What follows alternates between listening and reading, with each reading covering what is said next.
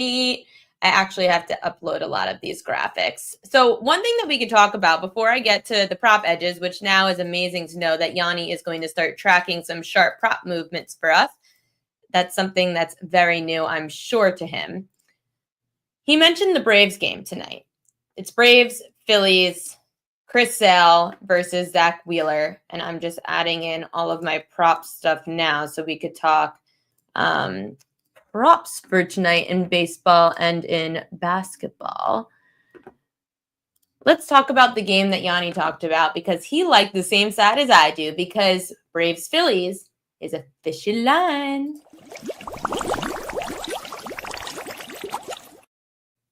Fishy line of the day, Braves-Phillies. We are seeing this line move, and this was even before. I haven't even checked this line again since the game one of the doubleheader ended. Plus 104 Phillies now. Wow. Plus 104 Phillies now after they lost or after they won game one. So that played a factor. Again, Phillies were minus 126 with Zach Wheeler on the mound last night. They win game one of the doubleheader. It's Chris Sale versus Zach Wheeler. 71% of money, 72% of money, 71% of bets backing the Phillies. And the line has now flipped to them being around plus 105. Let's just forget that Philly won the first matchup. The Braves starter, AJ Smith-Shawver, he felt a pop in his elbow, in his throwing elbow. So he might need Tommy John. He only went 2 2/3 innings. So that's number one. But Philly, Christopher Sanchez, I think he was a starter today, right? He ends up throwing 5 1/3. Anyway, I don't care. This is a rematch from April 8th. April 8th, the Phillies got the 7-5 win.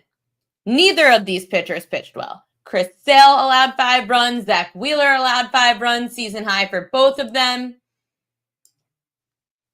With Wheeler at home and this line moving, again, this is not even updated. Minus 126 to plus 104 against Zach Wheeler with the public on the Phillies. And obviously the public's going to be hammering the Phillies even more now. The Braves just had to basically throw a bullpen game today. Their ace is on the mound. It's crazy. So you're missing the boat on the good number on Atlanta. At this rate, Phillies, no to me, staying away. I didn't like any strikeout props today, but I will tell you the batters to watch. These are the good matchups of the night in that game. Kyle Schwarber, 4 for 9 with a triple and 2 home runs against Chris Sale. Then everybody else has great numbers against Zach Wheeler, which is a big reason why this number could also be moving. Or excuse me, not great numbers, and numbers, but there's a lot of extra base hits. So I'm looking at the extra base hits part. I know that their averages aren't great, but when you look at when they do get hits against Zach Wheeler, they tend to be home runs, doubles, triples. That's what definitely stands out to me about this lineup. I mean, Ronald Acuna Jr., 4 doubles, 4 home runs against Zach Wheeler. You've got Ozzie Albies and Matt Olson, who each have 2 home runs. So their bats, if they hit Wheeler, are going to hit him hard. These are the players tonight that are just hot. Zach Wheeler has thrown 6 or more scoreless innings in 3 straight starts. Kyle Schwarber is hitting .301 with 10 homers against lefties. Vladimir Guerrero Jr. on a 28-game on-base streak with 5 homers, 21 runs scored. Jacob Wilson, underrated name for the Athletics, their shortstop. He's had 9 hits in his last 16 at-bats with 2 doubles and 2 home runs. Only Aaron Judge and Freddie Freeman have a higher average among MLB qualifiers than shortstop of the Athletics, Jacob Wilson. Do you know Jacob Wilson? I'd be shocked. Brandon Lowe's also having a really good year. He's hitting .393 with 6 home runs, 12 ribbies, and 14 runs scored in his last 15 games. He's hit safely in 11 straight for Tampa Bay. Houston's outfielder, Jose Altuve, well, kind of short. Left fielder. Jose Altuve has 12 hits in his last 12, I'm word vomit. Jose Altuve has 12 hits in his last 25 at-bats with 4 home runs and 7 ribbies in his last 6 games. Jonathan Aranda is hitting .346 with 9 ribbies in his last 7 games. Closer for the Astros, Josh Hader has converted 14 saves in 14 opportunities. He owns a 1.50 ERA. James Wood from Washington, he's young, hitting .378, 4 home runs, 15 ribbies in his last 10 games. He's homered in each of his last 2 nights. Seattle's catcher, Cal Raleigh, is hitting .295 with 10 home runs and 12 RBIs in his last 12 games. So those are some batters to watch prop-wise. I know that Bridges just said, Sean Michael said Bridges under 1.5 threes just shifted to -115. That's Yanni's play tonight in the NBA. NBA prop trends to look at for tonight. These aren't like, I have a few, I'll tell you which ones are my Royal Locks coming up, so I'm going to leave those out for right now. But let's start with Jalen Brunson points. I know this is super public. I probably won't back it because I hate public bets. But through 17 games, dating back to the start of last year, Jalen Brunson's averaging just over 30 points a game against Indiana. At home, that number goes up to 35 points per game. I know that we know that it's public. I know that it's a high number. But even in the last series against the Pacers, Cavs guard Donovan Mitchell averaged 34 points a game. So guards are dominating the Pacers. And we don't really know so much about Cat. I know he'll play and be probably fine, but his knee is bothering him. He was questionable. Brunson's points prop was 28.5 in game 1. It's up to 30.5 for game 5. Josh Hart is another player that's trending because he's had at least 10 rebounds in 3 or 4 games this series. Even coming off the bench he has. His rebounds prop's still 8.5.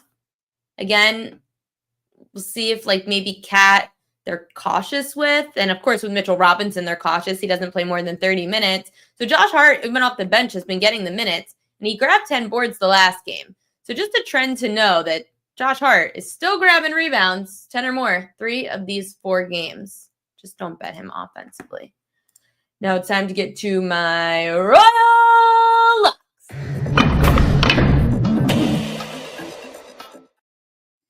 Royal Locks of the day. I know you're going to think I'm crazy, but Pacers point guard Tyrese Halliburton under 21.5 points. He's coming off his huge triple-double, which we had the over on his points and assists for, 32 points, 12 rebounds, and 15 assists. However, there is a reason that this prop has gone down from 21.5 to now 20.5 in some spots, and the juice was on the under of the 21.5. It's because at Madison Square Garden, Halliburton's numbers against the Knicks are not as good. Let's compare them. Halliburton, when he is facing the Knicks at home in Indiana, averaging 24 points a game. This is dating back to the start of last year. Halliburton at Madison Square Garden, averaging just under 18 points a game. I always tell you that when there are discrepancies with splits, that's where you find your edge. We are finding the edge tonight, taking Halliburton under his points. I'm going to zig when everyone zags. Jalen Brunson over 6.5 assists. Something just tells me the book is waiting for this to hit. It went from 5.5 to 6.5 since game 1. It was 6.5 last game with juice to the over, and Brunson still went under with 5. He's had 5, 11, 1, and 5 assists. So why the hell is the book still giving us a 6.5? They're just waiting for him to continue this streak where 10 of his 16 playoff games have gone over 6.5 assists. Jalen Brunson at home, 6 of 8 playoff games have gone over 6.5 assists. They know that Jalen Brunson is going to be the one to try to put that ball up or try to shoot. The Pacers know that Jalen Brunson is going to be the one to try to shoot the ball. They know they're going to give it to their hero, their king of New York, to try to win this game. If the Pacers are actually going to try to play some defense on a point guard, Jalen Brunson's going to have to dish the ball out. Takes over 6.5 assists tonight against the Indiana Pacers. Okay, that is it for me this week, the Prep Queen. Thank you to Matt Grissom of VSiN for joining us and talking some college baseball. Thank you to Yanni the Greek for giving us some UFC action and some baseball action and UFL, which was not discussed pre-show. I'm the Prep Queen, Ariel Epstein. I will not have the show tomorrow because in case any of you guys missed it, I am getting a dog. I can't wait. I'm so excited. And she's going to be such a nuisance probably to the show. And she's going to probably bark. And we're going to just have fun with it. I will see you all Monday with my girl Marley, 5 p.m. Eastern time. I'm going to be posting some stuff tomorrow, though, to the Prop Queen Sports YouTube page. I'm going to make a video of my Prop Queen edges for tomorrow on YouTube. So subscribe to the YouTube page at Prop Queen Sports. I will also still be writing for the newsletter tomorrow morning at thepropqueen.com. Subscribe, thepropqueen.com, to the newsletter. You can get the premium subscription and get the morning newsletter. There might only be one tomorrow, but definitely check out the newsletter or the YouTube page for the information that I will give out for tomorrow instead of being here on the show. I'll speak to you guys on Monday here on the Prop Queen Pod. Have a great weekend.